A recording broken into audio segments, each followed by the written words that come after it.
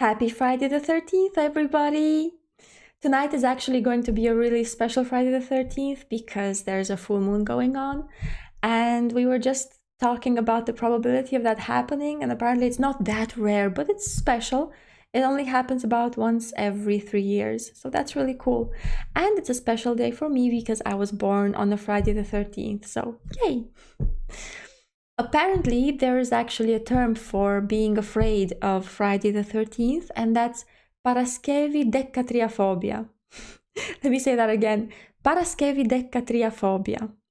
It literally just means a phobia of the day Friday and the number 13 put together. The superstition kind of originates in the Middle Ages. It's based on the story of Jesus' Last Supper. Because there were 13 participants and it was the Last Supper before the day he died, which was Good Friday. And I think a lot of the credit for putting this superstition together goes to the Italians. They do tend to be really superstitious people. And one of the oldest references that we have to somebody making the connection between these two things is Gioacchino Rossini, who died on Friday the 13th.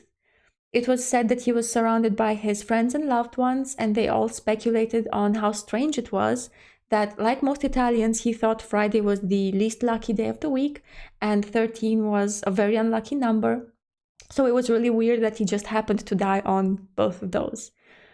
Yeah, there's a bunch of other stuff related to the Templars, and there's a novel about a broker that tries to crash Wall Street on a Friday the 13th. But the really important and interesting thing, I think, is that there is no real reason why we started this superstition. Most of what happened is just us observing history and observing our own lives and finding these little connections and strange things. And I think that's really cool because that kind of makes you wonder whether it's possible that there's something actually up with this really special day.